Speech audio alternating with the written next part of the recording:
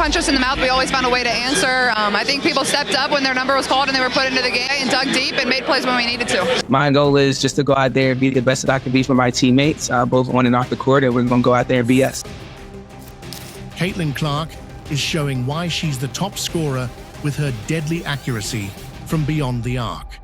Now it's this, Caitlin Clark versus A'ja Wilson, the leading scorer this year. Ayo. So far, what is Caitlin bringing to the table? Well, clearly it's her signature three.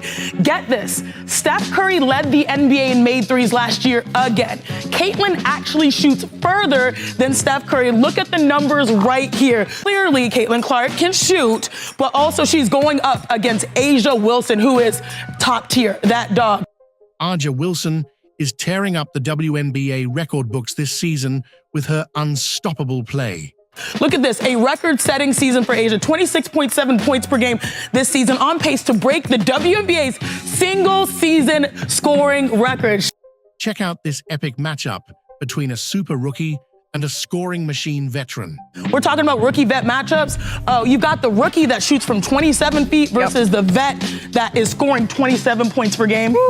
It's a match made in numbers heaven. I think her energy, that's what I love about her. Like, it's just contagious and it's fun. Like, I called her coach and she was like, I don't know about that yet. You'll have to see how I do during the game. So, no, but it's super fun. And then obviously Andy Meyer's guys know too. Getting to be around those two people that have done so much for the game, for me is super special. Like, there's still two people that I really look up to and idolize and appreciate everything that they've done. And for them to have this moment too and be a part of it, like, it's just super cool. Have you been to Vegas during the AAU circuit? Have you ever played in front of a crowd here? I've honestly never been here before. Never came here for AAU. I know it was a big spot for a lot of the boys' tournaments when I was growing up, but we never came here on the women's side. Caitlin's really pumped about being here. So I'm excited to be here. Seems like a really fun place. Probably going to come back and play some more roulette at some point. Put some money on Black 22, see if it hits. Caitlin, congratulations on your first win. Thanks. The smile on your face. What did that feel like, getting that kind of monkey off your back? Yeah, I mean, I felt like we probably should have gotten at least, could have gotten at least 2 more wins so far in the season. So it felt like we kept coming down to the wire, especially in the last 2 versus Connecticut and the Storm. And then we had every opportunity to find ways to win those games, and we just couldn't figure it out. Here's the reaction about A'ja Wilson getting asked about Clark. Have a look. LeBron James and Charles Barkley had some interesting things to say regarding Caitlin Clark, specifically Barkley, who said women were being petty towards her. What was your reaction to that? I am actually off social media, so my reaction is pretty late, but it's noise that I don't really listen to, honestly, because I'm in season. I have other things that we need to worry about than what other people have to say. I have a scout. I have 11 other minds on my team in my locker room that we got to make sure that we're on the same mindset.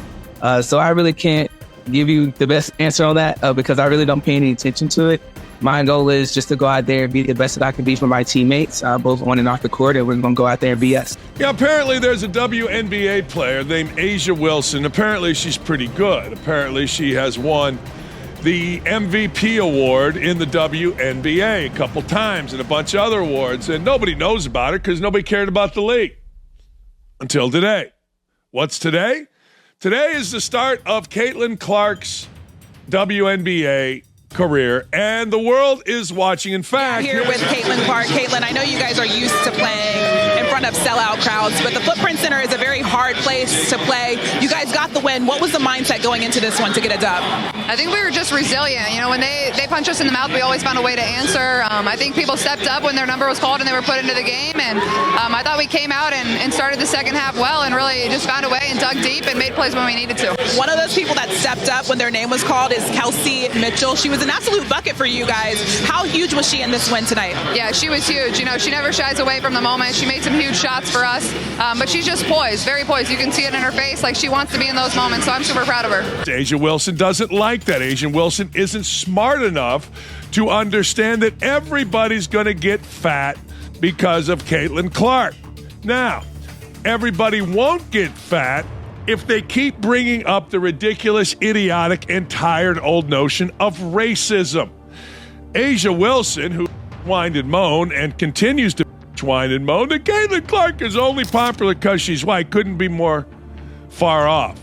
Hey, look, we love Steph Curry as a black man because of how he plays. We don't give two craps about Steph Curry or Caitlin Clark being white, black, green, or purple.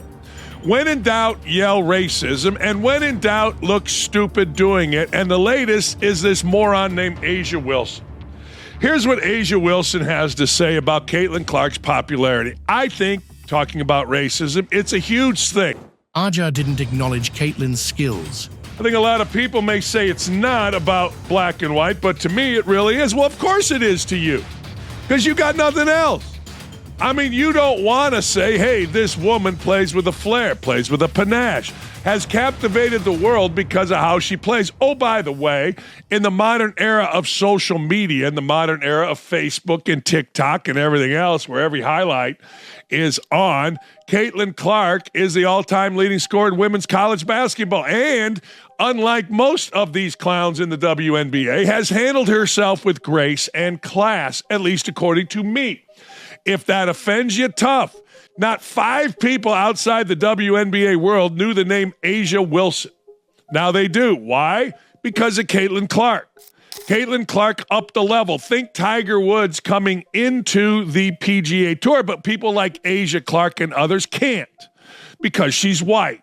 And they are showing their own racism. It, of course, has to be race, because no little white girl could come into the WNBA and play like that, just like it's race with idiots like Kendrick Perkins, because no white boy can come into the NBA and play like that, and they're both idiots. They are. I'm sorry, but they just are. It really is, because you can be top-notch at what you are as a black woman, and yet maybe that's something that people don't want to see.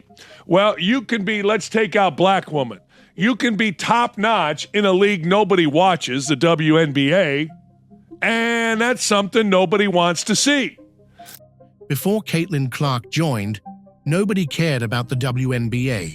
See, the WNBA, as it was up until this past year, had no interest from nobody ever. You saw it with the salaries, you saw it with attendance, you saw it with everything. Just a bunch of women playing the same way. Just a bunch of angry women playing the same way. Now it's different. It's different because you got a woman out there in Caitlin Clark that plays different. She plays like Steph Curry. She plays like Pistol Pete Maravich. She draws comparisons to the all-time greats. That's not a black or white thing. That's a ball thing. And it's unfortunate that the African-American, A'ja Wilson, and guys and morons like Kendrick Perkins don't understand that. Because we live in a world where racism sells. Suddenly, A'ja Wilson got her own shoe. Now, some say it's been in the works for a while. I don't know. Maybe it was. Maybe it wasn't. But whining and moaning about racism when it's there is important. Whining and moaning about racism when it isn't there lessens the impact of racism. We've seen it across the board. Everything can't be racist. Every slight can't be racist. Everything given, not given, earned by a white person can't be racist. They don't see it as markable. So it doesn't matter how hard I work. It doesn't matter what we all do as black men, women. We're still going to be swept under the rug. No. You've made a lot of money playing basketball. You've gotten fame playing basketball in a league where there is no money. They lost in the conference tournament, and they were up in that game, in that semifinal game. And this kid, Angel Reese, has something about her. Her personality, contagious. She makes, in her funny. Look at that skin. Overboard. Social media is buzzing with talk about Angel Reese supposedly taunting Caitlin Clark. Caitlin, can you tell us at the end of the game what happened? There's a lot blown up on Twitter about Angel Reese following you around, pointing to her ring finger and taunting you. Honestly, I have no idea. I was just trying to get to the handshake line and shake hands and, be grateful that my team was in that position. We sometimes forget that athletes have their own thoughts and feelings. We love to see a good clapback, right? And no one does that better than Caitlin Clark. I mean, just a couple of days ago in her game against Louisville, she basically told Haley Van Lith, you're down 15 points. Shut up. If it comes to clapback, no one does that better than Caitlin. We're going to go talk to some of her teammates to see what are some of their best Caitlin clapbacks or best motivations. Let's find out. The last game when she was like, "You can't see me." That really got everyone fired up. Here are some of Caitlin's best clapbacks. Have a look. When she gets an and one, she'll like go like this and come to the bench and she'll be like, "Let's go!" That's pretty fun. She gets pretty fiery in our timeouts. You know, she might even clap back at us because she wants us to play with that same fire, you know, and sometimes we're pretty even-keeled, some of us, but she's like, "Let's go! Come on! Dive on the floor," whatever it may be. She always will just come to me like after a timeout, before I'm at like a tough stretch, we think, and she'll just like give me a little bit of extra reassurance. Caitlin always brings motivation to her team. Honestly, I think the last Elite Eight game, I loved when she did the John Cena thing. I think that was so cool. One time, I don't even remember which game it was, but she came over to the bench and I think she had just made a shot or something. She came over to the bench and she just stood right in front of us and was just clapping at us, and we all like, there was just a picture of us surrounding her. Honestly, she's done it a lot, but in the Louisville game when I was 0 for 4, she like grabbed me and was like, "You better keep shooting, like keep your head up," like, and I think just having seeing the confidence that she has in me, it makes me want to like, I don't have time to like feel sorry for myself. I love when she just hypes up the crowd and then everyone just goes wild. It's awesome. Criticism of her or blame, but just a good moment. It seemed like you want to be asked how you're doing. Well said, and there it is. I think sometimes we fail to realize what the athlete might think. You know, what is she thinking? How does she feel? You know, I think sometimes we just fail to realize that, because it's almost like every time she speaks, it's something wrong with what she says. It's something wrong with what she does. It's what it seems like. But what we do here as a team, that's really all that matters. It's really all that matters. And that's what I care about more than I don't care about the outside noise. What kind of the flagrant, did you feel like that? Basketball play. Yeah. Do you feel like that was the appropriate call, or? Well, basketball play, I can't control the refs. They affected the game obviously a lot tonight. And then when you get flagrant foul by Angel Reese, what's going through your mind, and how do you just stay within yourself to finish the game? What's going through my mind is I need to make these 2 free throws. That's all I'm thinking about. It's just a part of basketball. It is what it is. You know, she's trying to make a play on the ball and get the block. But yeah, I mean, it happens. And those free throws, when you have to shoot them with nobody at the line, are kind of hard. So it's a little different than having people at the line. So I was just trying to focus on making those. A game that is the rivalry that we think may define the WNBA going forward is Caitlin Clark and the Fever. It's Angel Reese and the Sky. Drea, we're in the first quarter here, and Caitlin had a very good day. Yeah, you wanted to see Caitlin respond. She struggled the game before going into this game, only had 7 points, responded big-time knockdown shots against Chicago. On the other side, that's Marina Mabry feeding Angel Reese. It's a 3-point game. Now we go to the third quarter, and here's the moment everyone's going to be talking about. This is Caitlin Clark going to the hole, and that's Angel Reese with the foul, hits her in the head. It's a flagrant one. What do we see? Yeah, Angel Reese, it looks like she's trying to get the block shot. It's frustrating for Chicago fans because Isabel Harrison was right there to make a beautiful play, but Izzy hits her with the body, Angel hits her in the head. Caitlin takes a playful bump on the head from Angel, shaking things up for a second. She was making a basketball play, in my opinion. We'll have more thoughts on it in a moment. In the meantime, when this game was being decided, it was Caitlin Clark knocking down big shots. She had 23 points, 9 assists, 8 rebounds. And here she will find Melissa Smith for the dagger layup. Angel Reese had 11 points, 13 boards, and the Fever get the win. Here they are, the 2 rivals after the game. When we see that play, what did we see? Yeah, it's going to pop up because, well, one, it's Caitlin Clark, and people that aren't familiar with this league don't know how physical this league is, so they see Caitlin Clark getting hit at any point, and they think it's an attack on her.